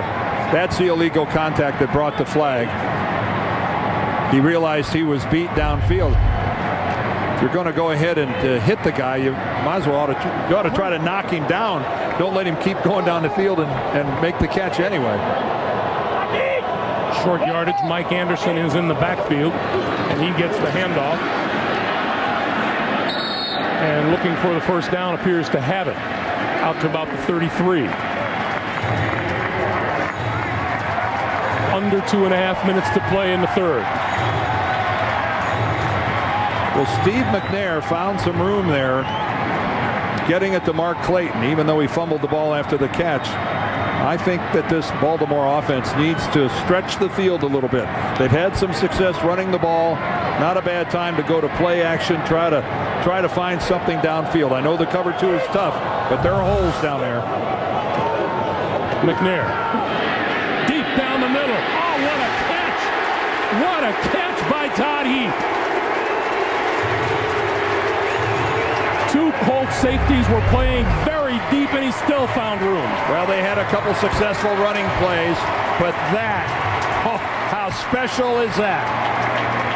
How special of an effort is it by this Pro Bowl tight end? He's been there a couple years, didn't get elected this year, but oh my gosh, what a catch by Todd Heath. 75 receptions last year, 73 this year. Pro Bowler in 02 and 03. Came into this game already the Ravens' all-time leading receiver. Whistles on the field. This play will come back. Timeout call. Timeout Baltimore. That's their second charge. So Timeout. Baltimore uses its second timeout with 1:15 to play here in the third quarter. Well, here we are, still in the third quarter in a divisional playoff game, and each one of these teams only has 1 timeout left. That could be critical. From the Indianapolis 44, 1st and 10 for Baltimore. McNair to Jamal Lewis out of the backfield. Inside the 40, still on his feet. Inside the 35 to the 32 and a first down.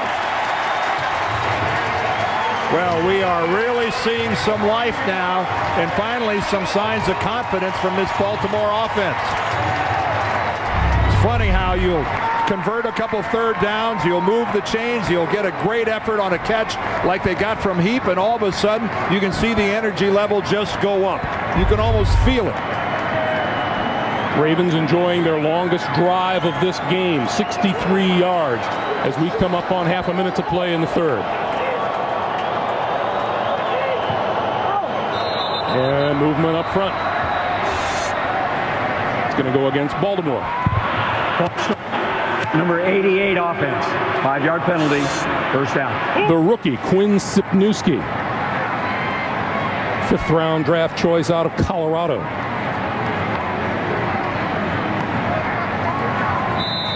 Well, that'll throw a little cold water on the fire.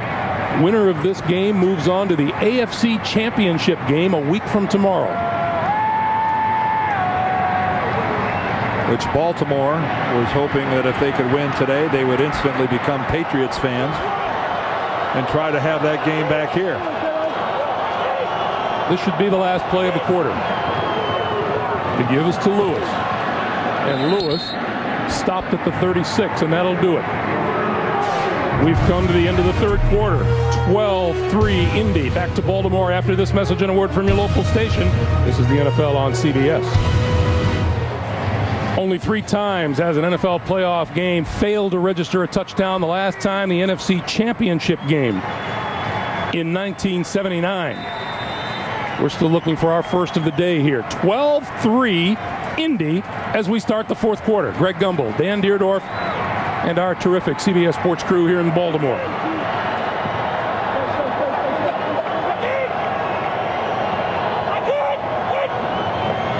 McNair on 2nd and 15. Short one over the middle, and that's complete to Dan Wilcox, and he is hit immediately, and we've got penalty marker on the field. This might be holding against Jonathan Ogden, the left tackle.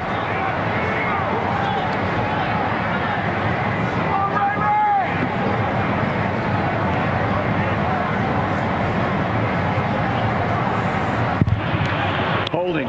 Number 75 offense. 10-yard penalty. Repeat, second down. Well, again, the matchup, it's Dwight Freeney against Ogden. There comes Freeney's classic spin move to the inside. And this was not thrown by the umpire. This was thrown by the linesman over on the side of the field. One of his responsibilities is to watch the left tackle, and Jonathan saying that's a bad call. I believe J.O. had Dwight Freeney on the ground and Robert Mathis on his back. And I kind of agree with that. In terms of holding today on the offensive line, that was pretty light. Safeties are deep. 2nd and 25. McNair over the middle to the 40-yard line to Derek Mason. Fans want a flag for a little excessive coverage. They're not going to get one.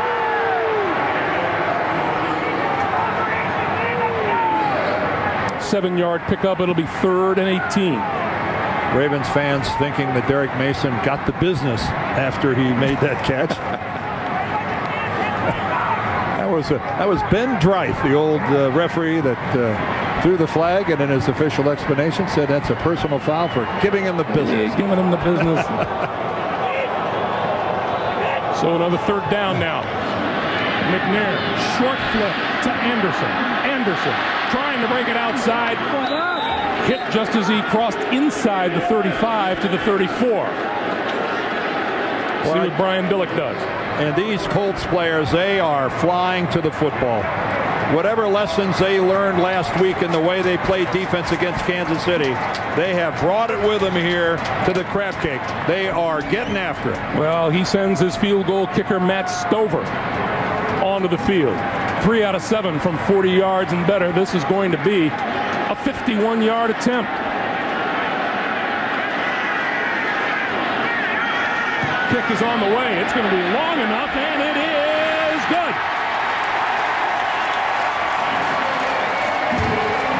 Matt Stover had plenty of room to spare. 6th field goal of the day. 12-6 Colts.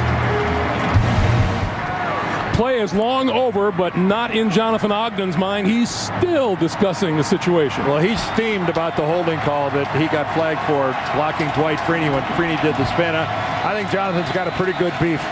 It was a pretty good effort on his part. He did not grab him and throw him to the ground. Stover's kick, line drive. At the 2-yard line, Terrence Wilkins picks it up and is dropped short of the 20-yard line. Jerome Sapp, 4th-year man out of Notre Dame. Peyton Manning had better get some more points on the board. It's 12-6 Indy.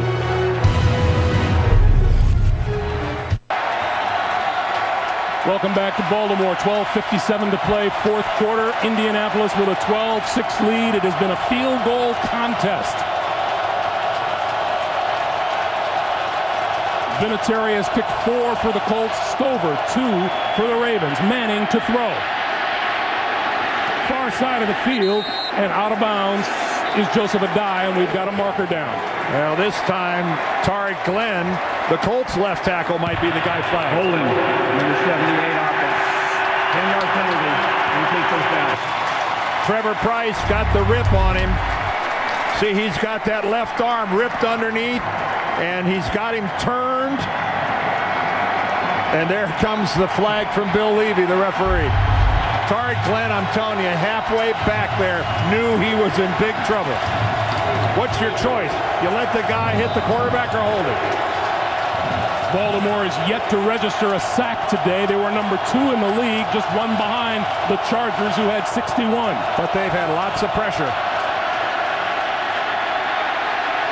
Manning on the move, throws it.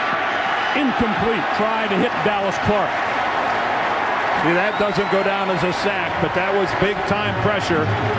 They flushed Peyton Manning, and the pass rush was the reason there was no completed pass. Take a look right there in the middle. All of a sudden, Jarrett Johnson is the guy in there chasing him, but the pocket disintegrated, and it doesn't go down as a sack, but as a defensive lineman, you're pretty pleased with the result. 2nd and 19, and the crowd is back into it.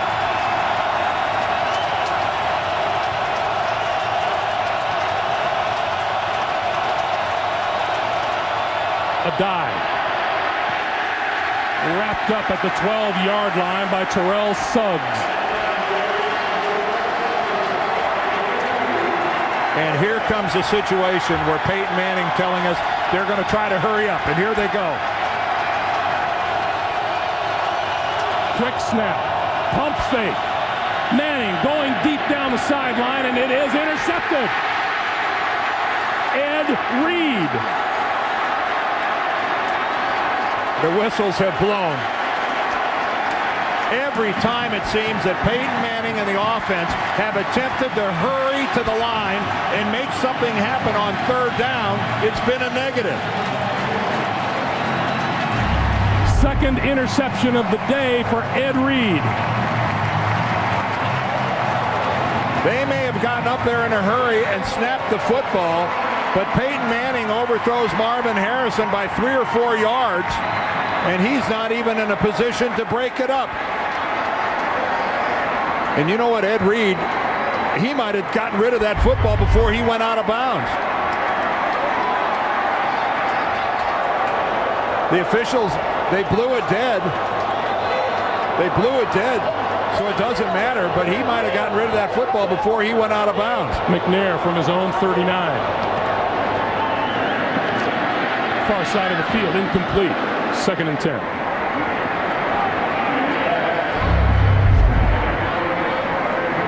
Watch the interception here again by Reed. Now watch his feet. He's in bounds, he's still in bounds, and he throws. He gets rid of the football before he touches out of bounds. And the whistle was blowing. You could see Chris McAllister, who caught it. You could see him just come to a stop. That was some play, some sensational piece of athleticism by Ed Reed, pirouetting on the sideline. Manning threw 9 interceptions during the regular season. He's thrown 6 in his last 4 playoff games. And that hurry-up thing on third down isn't working. McNair, quick pop incomplete, intended for Mike Anderson. And there the Colts with a little pressure of their own, as that time the pocket completely fell apart around Steve McNair. They've got blockers inside, but the pressure comes right from the left side. At the last minute, Raheem Brock gets him, but Steve never able to set and delivered an inaccurate pass. There's no doubt there was a little confusion on the part of the Ravens up front. Maybe that told Peyton Manning he could go deep, but Ed Reed played deep all day. There was no confusion deep. The Ravens just 1 out of 8 on third down today. McNair on the move, throws up the middle. That's complete for a first down. Mark Clayton found the hole. The legs of Steve McNair buy himself some more time. But then look at the fundamentals. Once he gets out there with that strong arm of his, he's able to deliver a strike to Clayton. I thought Steve McNair could have run for a first down as well, but he found Clayton so wide open, he went ahead and threw it. Ravens first down at the Colts 40.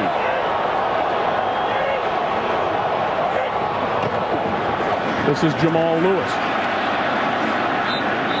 Pick up about a yard, maybe a yard and a half. Rob Morris, Cato June on the stop. 11 minutes to play, 4th quarter. The thing of it is, as an offense, you've only been able to muster 2 field goals. But when your opponent doesn't score any touchdowns, you're always in the game. And that's right where the Ravens find themselves. There have been 4 scoring drives for the Colts, but they've all been field goals.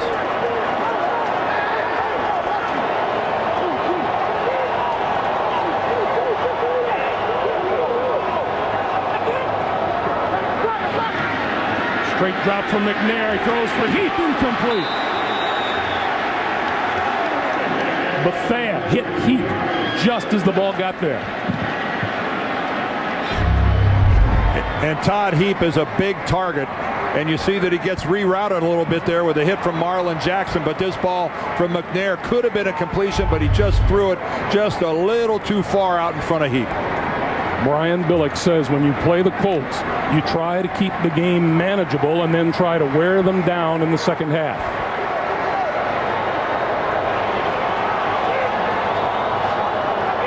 Third and 9. McNair, intercepted. Nick Harper.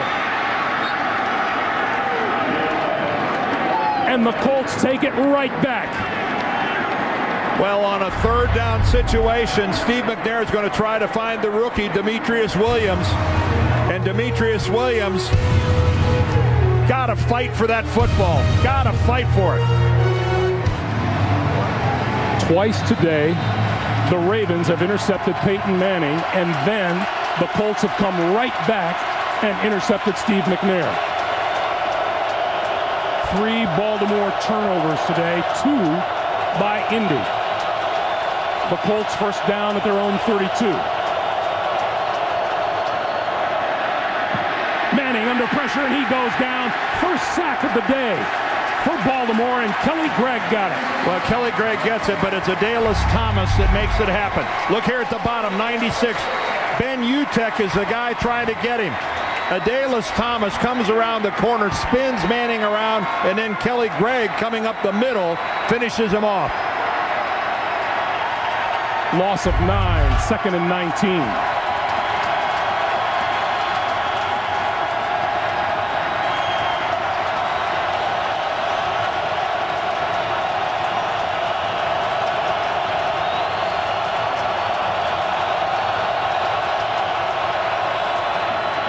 Manning under pressure, throws it up.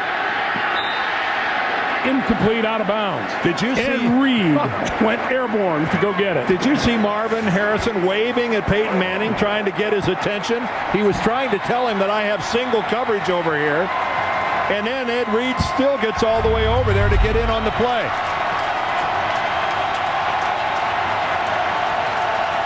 Ed Reed has been all over this football field. 3rd and 19. And the primary coverage that time was by the rookie, Dewan Landry. He had him sealed off underneath. Reed is 20 yards off the line of scrimmage. Manning pumping, finally dumps the short pass to Utek. And Utek just a couple of yards beyond the original line of scrimmage, but that'll bring on the punting unit. But in a game where field position and every yard is critical, they picked up a good 10 yards there. Field position in this game is king. I have never seen both safeties playing so consistently deep. They're just simply saying to Peyton Manning, you may complete some passes, but it won't be for more than 10 or 15 yards. Good kick by Hunter Smith. Corey Ross from his 15-yard line. Across the 25 to about the 27. Keith O'Neal with the stop. 8:43 to play. Time winding down. 12-6 Colts. 8 minutes, 43 seconds to play in the fourth quarter. Manning and McNair. 4 interceptions between them. No touchdown passes, no touchdowns in this game. Jamal Lewis with the handoff and hit before he reached the 30-yard line. Bob Sanders coming up from his safety spot. Both of these teams have struggled so much moving the ball into scoring position. Each one of them only has 1 trip inside the 20-yard line into their opponent's red zone. Only 1 for each one of the clubs.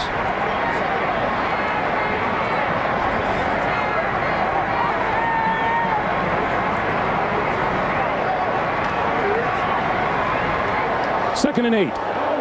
Coming up on 8 minutes to play in the fourth.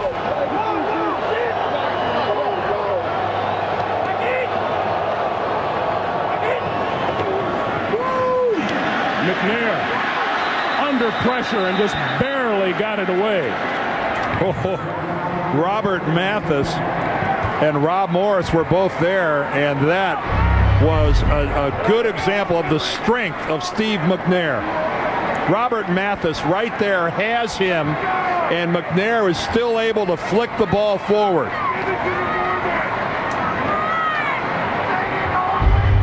That could have been a really big play for the Colts. 3rd and 8. Total yards this half. Baltimore 2 out of 10 on 3rd downs today. Has time this time. And throws incomplete just as he was hit. And the punting unit will come on again. And again, McNair could find no one downfield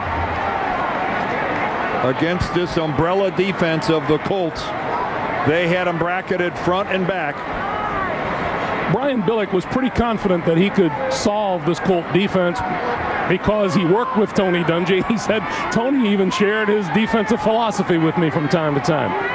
The only way you can do it is you've got to complete short passes and keep moving the chains, something the Ravens haven't been able to do today, is move the chains.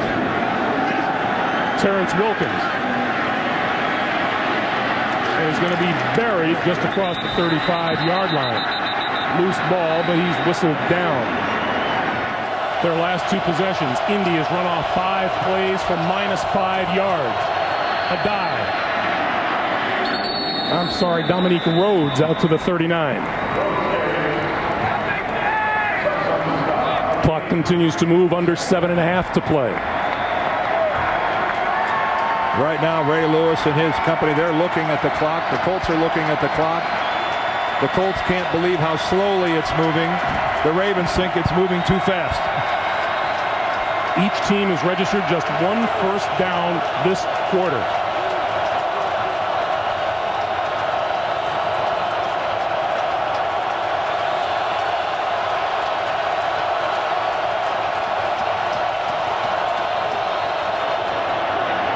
This is Rhodes again, and Rhodes out to about the 43. It'll be 3rd and about 3.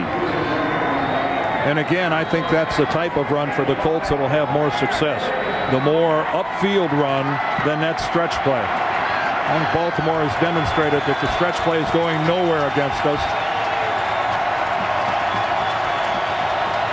Crowd to its feet. Peyton still got 15 seconds on the play clock. It would really be unlike him to waste that many seconds, and he's not going to.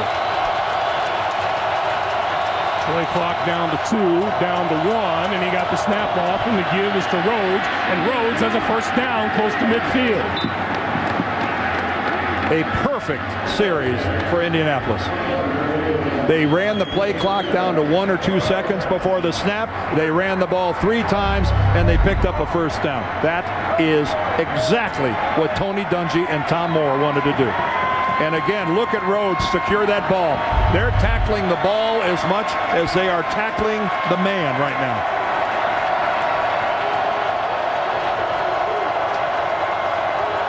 The ball just shy of midfield. Marvin Harrison has switched sides. Rhodes hit by Terrell Suggs and lost yards on the play. Well, if Marvin switching was supposed to be a decoy, Suggs wasn't looking. Well, after 3 perfect plays, that one was imperfect. Yes, and it creates a bit of a problem. 2nd and 13 now.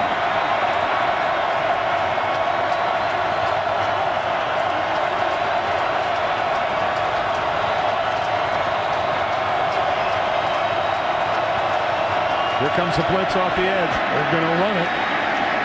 And powering his way across midfield and all the way to the 45 is Dominique Rhodes. And that's what happens when you try to tackle the ball and not the ball carrier. The Ravens are all trying to strip the football. Somebody's got to tackle the legs. These guys are all up high. They're all trying to pull the football out, and nobody is tackling Dominique Rhodes. And there's 10 guys up there because Ed Reed is still playing center field way off the line. You can't forget to tackle the man.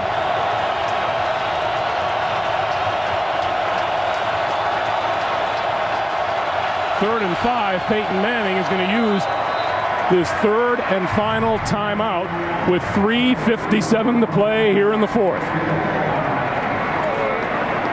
Well, you've got Peyton Manning. You certainly can't be afraid to put the ball in the air. And pretty amazing that the Colts are out of timeouts.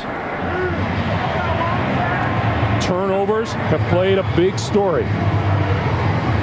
The Colts have scored 6 points off of 2 of those Baltimore turnovers, and that's the difference in the game right now. Manning has thrown 2 picks, as has McNair.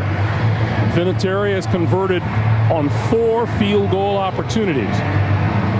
Indianapolis has rushed for 92 yards. And this Raven defense comes in allowing an average of 78 a game. This is a huge 3rd and 5 for both sides. And for the next minute and 57 seconds, the Colts better hope they don't get into a review situation, because without any timeouts, they can't ask for one.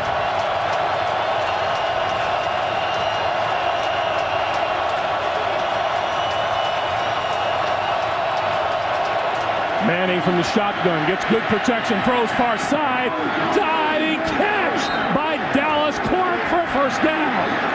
Corey Ivy must be speechless that this ends up being a completion. How can you have coverage this tight and have a guy catch the ball on you?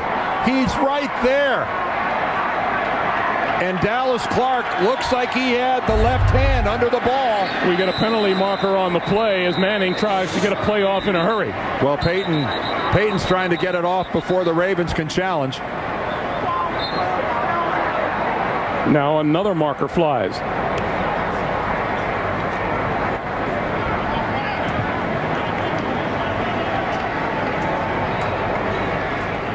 See what Bill Levy has to say. 12 men on defense. 5-yard penalty. Repeat first down. Well, Peyton was going for the 2-for-1. Not only trying to get the snap off in a hurry, but he also did it and caught the Ravens out on the field. Let's look at this catch one more time. See, he gets his hand, though. See, the ball doesn't appear like it ever touched the ground. Got his hands underneath it, between the ball and the ground. He bobbled it initially, but Dallas Clark got his hand under the ball and kept it from touching the ground. What a big, big play for the 4th-year tight end out of Iowa. That's a monster play. 1st and 5. Under 3.5 to play.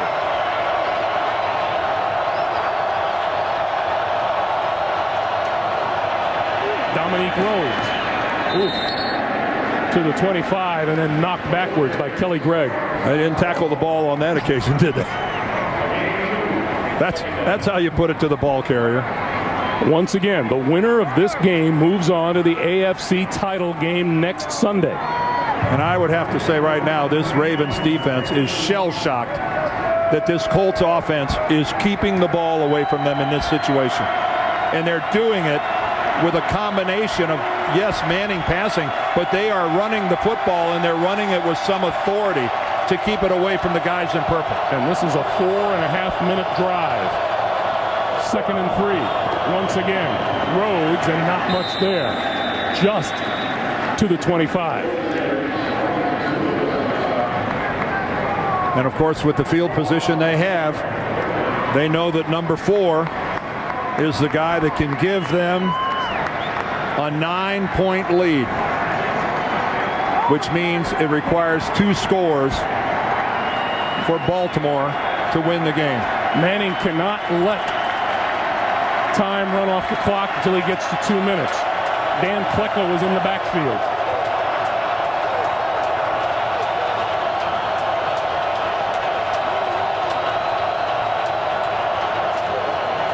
Klecko leads the way for Rhodes, who bursts for first down to the 20-yard line. They are in mini celebration mode on the Indianapolis side of the field. 2 minutes to play. Some have referred to this Indianapolis Colts team as soft. Dan, did they look soft to you today? A lot of people called them soft. This drive right here, I wouldn't want to be the guy that walked in the locker room and asked them if they're a soft football team after this. This has been most impressive. On first down, Dominique Rhodes shakes a tackle to the 15. And the Ravens will use their 3rd and final timeout. Stop the clock with 1:51 to play. And once again, we want to thank MetLife for providing today's bird's eye view of all the football action below. Using their 2 blimps and a fixed-wing airplane, MetLife provides aerial coverage at about 70 television events a year. Look for the MetLife blimps in a town near you. Greg, I can tell you that there are very few things more satisfying to a football player and to football coaches than to get the football with a lead and not give it back to the defense. They are doing everything they can do to get it away from you. They're defying the odds. They're playing unsound defenses. They're doing anything they can do to get that ball, strip the ball, and you keep it. You are exercising your will against an opponent to protect the lead, and the Colts have done just that. They have done it primarily on the ground these last 5.5 to 6 minutes. They got this ball with what, 7 minutes? And against the best defense in the league. There's 7 minutes and change when they got the football. 2nd and 6. Rhodes wrapped up at about the line of scrimmage, but the clock continues to move and the Ravens can't stop it. 3rd and 6 and Vinatieri waiting in the wings. Well, now the Colts, if they go on and win this game, keep in mind that they're the number 3 seed in the AFC. Out west, we've got tomorrow the number 1 seed playing the number 4 seed.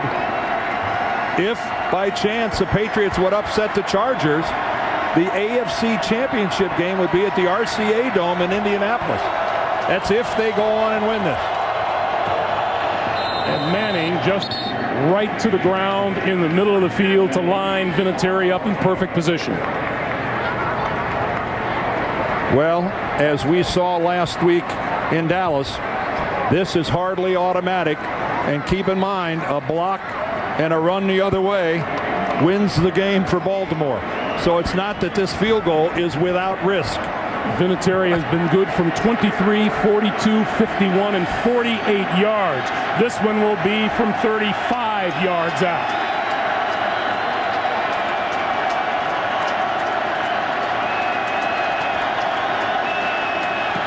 Kick is on its way, and it is good.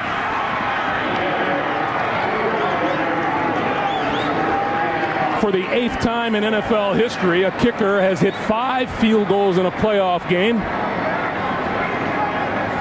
Vinatieri's 3rd time doing it. And this is a stunned Ravens football team, especially given the circumstances that the Colts have not scored a touchdown. But of course, neither have they.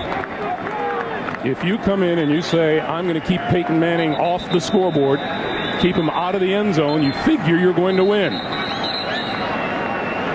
Well, last year we saw Peyton Manning have to mouth, he missed it when Mike Vanderjagt missed it against Pittsburgh. There's the other side. He's saying money. Yeah, you're not the only guy, Tony.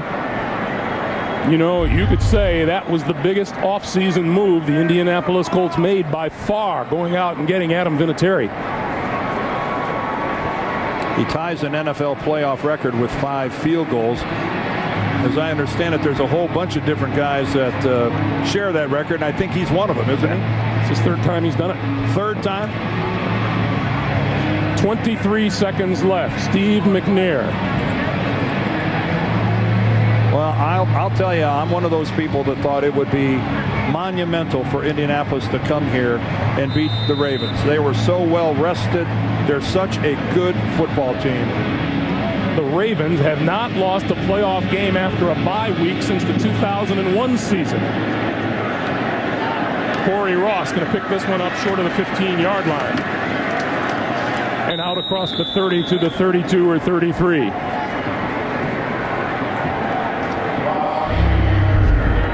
Fifth field goal of the day for Vinatieri. And I'll tell you what, it was a nice job by Hunter Smith of getting the ball down. That snap was up on his right shoulder. He had to go get this thing. It was not exactly where he was looking for it, but the punter he did a really good job of going and getting it and placing it. 19 seconds on the clock. Kudos to Ron Meeks and this defensive unit of the Colts. They did it once. They did it once again. McNair has it slapped out of his hand by Robert Mathis. And that's going to do it.